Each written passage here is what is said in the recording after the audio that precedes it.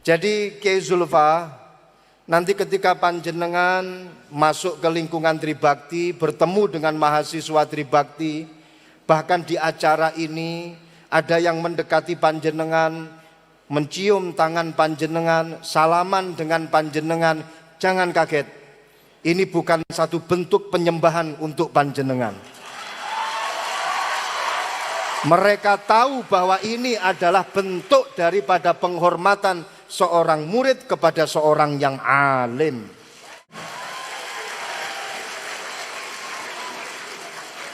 Bahkan mungkin nanti ada yang agak dingklu. Ini juga jenengan nggak usah kaget. Ini budaya kami dari seorang santri untuk seorang kiai, tidak untuk menyembahnya juga, akan tetapi untuk menghormat, inhina, tapi untuk ihtiram kepada seorang yang alim. Jenengan betul usah kaget. Kami sudah tahu betul bagaimana caranya membedakan ini budaya, ini syariat. Syariat kemudian dijadikan menjadi satu, dikolaborasikan, yang tidak ada pertentangan di antara keduanya. Kami paham betul karena kaidah kami al-faqih al-hakiki man yuzawwiju bainal haqqi wal waqi'. Dan mungkin nanti panjenengan melihat ada santri yang bawa nampan, kemudian ngasih panjenengan unjuan atau minuman, bawa snack untuk panjenengan. Itu bukan eksploitasi, Gus Zulfa. Itu cara kami mendidik para santri bagaimana mereka bisa ngeregani para tamu, ngeregani wong alim. Jadi sama sekali itu bukan bentuk perbudakan untuk mahasiswa kami. Tapi justru sebaliknya, itu adalah bentuk tarbiyah, pendidikan, edukasi untuk para mahasiswa-mahasiswa kami. Dan mungkin di akhir acara Gus Zulfa, mungkin di akhir acara nanti kalau ada yang nyangonin jenengan pakai amplop. Tapi jenengan gak usah suudzon, yang melihat juga gak usah suudzon. Itu semuanya adalah bentuk penghormatan kami, bisyarah dari kami untuk panjenengan. Kalau ada ya panjenengan terima, alhamdulillah. Kalau tidak ada, jenengan berhak mengatakan innalillah. Tapi itu adalah bentuk penghormatan kami kepada panjenengan. Ilmu yang panjenengan berikan kepada kami lebih besar daripada nominal yang kami berikan kepada orang-orang yang telah memberikan ilmu kepada kami. Ilmu yang panjenengan berikan kepada kami adalah wasilatun ila kullil fadail. Semua keutamaan, semua keistimewaan di dunia ini adalah berkah ilmu yang kami dapatkan. Sama sekali nominal dunia tidak ada apa-apanya. Dengan ilmu dari panjenengan, insya Allah dunia ketut melu karo awake dhewe. Amin ya robbal alamin. Saya mohon maaf, saya pernah debat sama Simbah. Simbah itu bapak saya. Beliau ketika selesai dicium tangannya. Dan saya ketika dicium saya nggak mau. Terus saya bertanya, kok Simbah mau dicium tangannya? Emang pantas dicium tangannya? Siapa yang ngomong kamu pantas dicium tangannya? Beliau ngomong gini, saya nggak minta dicium tangannya, saya tidak mewajibkan dicium tangan saya. Jadi saya dicium tangannya, itu saya nggak suka. Tapi kalau orang merasa lebih mantap hidupnya dengan nyium tangan saya bersedia dicium tangannya demi orangnya, bukan demi saya. Batasnya jelas ya. Bukan saya yang membutuhkan dicium dan butuh menghormati. Tapi kalau orangnya butuh mencium dan butuh menghormati untuk kemantapan hidupnya, artinya saya mengabdi kepada orangnya, bukan orangnya mengabdi kepada saya. Karena sepemahaman saya, manusia adalah abdinya Tuhan dan kita semua adalah representasi dari Tuhan tersebut. Paham ya? Maksud saya, garis batasnya jelas ya. Cara memandang. Kalau kita memandang apa-apa dengan kebencian, yang baik pun akan kita jadikan tidak baik.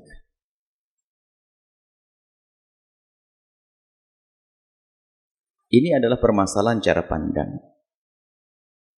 Kalau dengan cinta buta yang tidak baik pun jadi baik, maka kita perlu kejujuran dan keadilan di dalam memandang sebuah kejadian. Suatu ketika, ada seorang ustadz duduk dengan menundukkan kepala dan tanpa mengangkat kepala di depan gurunya. Oleh satu orang, si A, itu dianggap ini adalah bentuk perbudakan, menghinakan diri di depan orang, katanya. Ini dipandang oleh satu orang. Jadi orang ini di saat di hadapan gurunya dengan bentuk yang tadi dia menundukkan kepala, duduk dengan sopan, sampai dia tidak mau disuruh naik ke kursi, dia di bawah. Dipandang oleh satu si A ini bahwasanya ini bentuk perbudakan yang merendahkan. Tapi giliran sang orang tadi duduk di depan gurunya si A lagi, ini hebat ini orang. Duduk di depan gurunya si A dengan model yang sama, dengan menundukkan kepala dan duduk yang santun, dia tidak berkomentar apa-apa. Berarti apa? Si A ini lagi benci kepada ustadz yang pertama ini. Jadi rupanya cara pandang berbeda hanya karena kedengkian. Gambarannya begini loh, kalau seandainya saya, alhamdulillah kami tidak merasa ada yang benci ke saya. Dan di saat kami duduk di depan seseorang dengan model ketawaduan misalnya, atau menundukkan kepala, orang yang tidak senang dengan orang yang saya duduki atau dengan saya langsung bilang ini perbudakan, bentuk tidak benar, ini jadi budaknya dan seterusnya. Tapi giliran saya mungkin duduk dengan gurunya si A ini atau orang yang lagi cocok dengan si A, tidak berkomentar lagi, nggak ada perbudakan. Berarti menilai perbudakan ini adalah karena benci atau tidak benci. Itu saja. Jadi ini rambu-rambunya. Mohon maaf. Kemudian, jadi tolonglah jujur. Kalau masalah ada sikap yang tidak benar yang terjadi di sebuah tempat, ya kita perlu kritiki dengan kritik yang membangun dong, bukan dengan kebencian. Bukan di saat dengan saya nggak salah, tapi dengan orang jadi salah. Kalau dengan guru saya mah boleh, tapi guru orang lain jadi perbudakan. Ini kan sudah tidak adil memandang hawa nafsu. Kalau memang salah, tapi bukan berarti harus kita menilai orang dengan penilaian yang dengan aroma kebencian. Baik. Ini kemudian, di saat ada seorang murid, ini sangat berbeda jika seorang guru mengatakan, kau duduk, tak boleh begini, kepalanya bawah, nonin. Ini sangat berbeda jika Anda sebagai seorang murid, begitu terkagumnya Anda kepada guru Anda, sampai Anda tidak mampu mengangkat kepala Anda.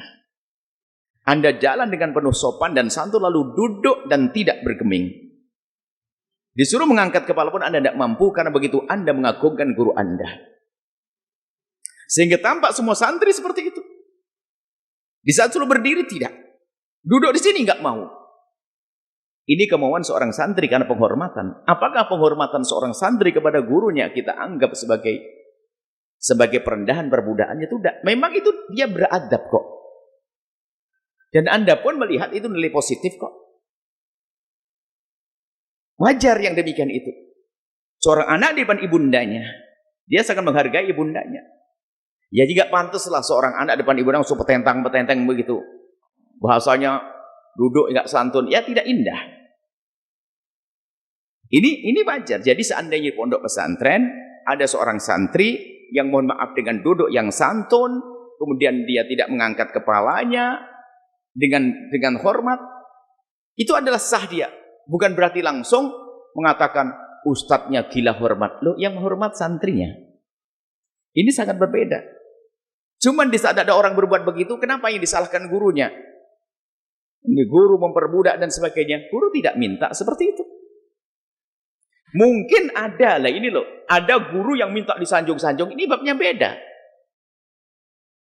Ini tolong adil dalam menilai. Bersimpuh dalam arti dia duduk yang santun, dan kalau masalah sujud ya nggak boleh. Sujud kok. Sujud kepada orang nggak boleh. Suatu ketika ada orang sujud dengan kami, ada sujud, ya nggak boleh. Tapi nggak harus saya caci maki olok-olok. Seorang perempuan rupanya dia punya masalah dengan suaminya. Dan rupanya sangat parah, lalu suaminya ingin meninggalkan dia atau mencerai dan sebagainya. Sang perempuan minta tolong kepada kami, tolong Bu ya sampai sujud. Tidak usah begitu Ibu, nggak boleh sujud. Tapi kan tidak perlu saya marah-marah gini. Cuma kita kata, ini nggak boleh sujud. Sampai ngomong, saya akan sujud depan suami saya, depan Buya. Nggak boleh. Berarti dia nggak ngaji. Apakah di saat dia sujud lalu bilang, Buya ya senang disujudin. Lah ini kan repot menilai orang. Ini adalah kesalahan dia. Dan mungkin sudah menegur. Maksud kami adalah, yuk kita benahi cara pandang. Kalau ada santri dengan ketawaduannya, Anda jangan katakan sang ustadz memperbudak. Bahkan saya sebagai murid, saya bangga kalau saya jadi budak guru saya.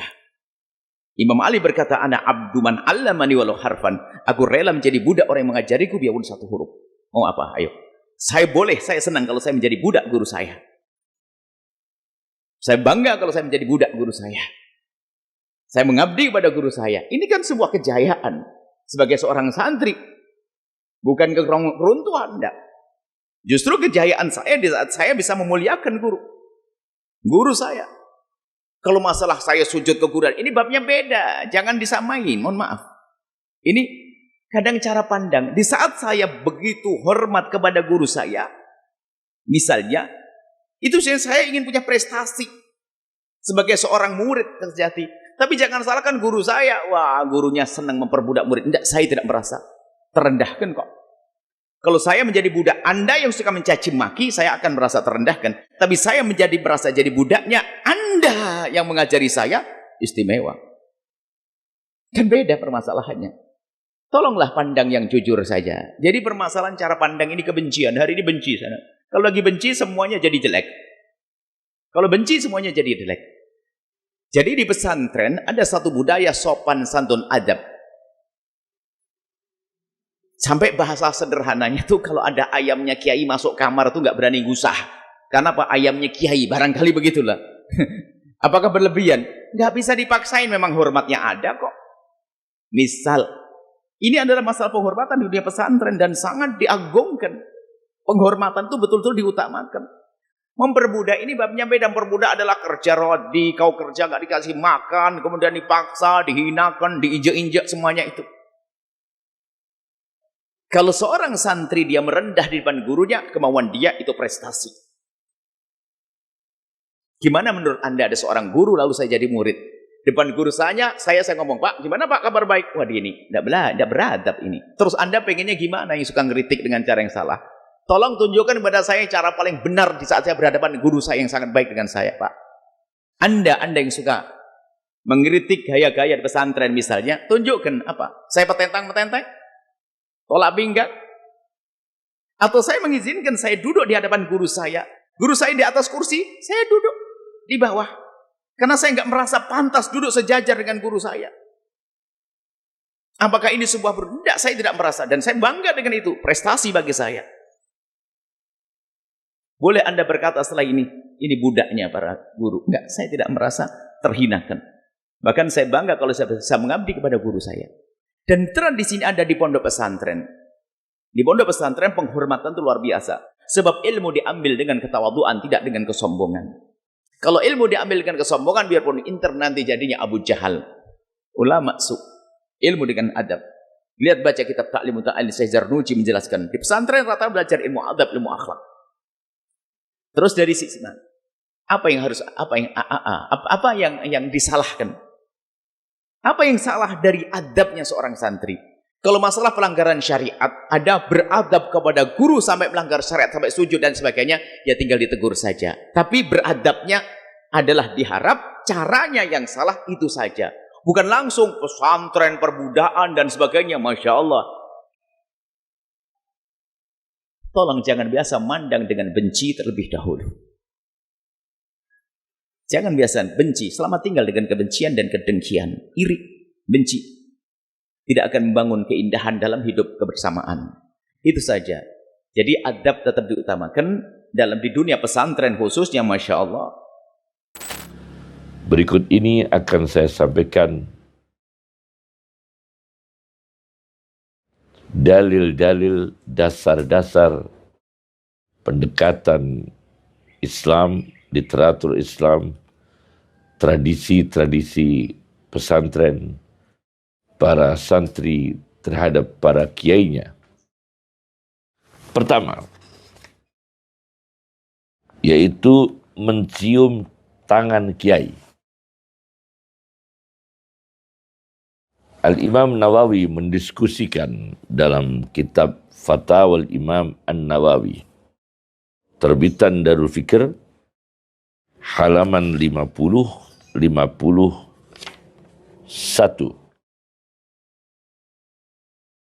Beliau menyebutkan di sini yustahabbu taqbilu aidis salihin. Disunahkan mencium tangan-tangan orang saleh, orang-orang salih, wa fudalail ulama, dan orang-orang yang punya kelebihan, punya fadilah, yaitu para ulama. Boleh dicium tangannya.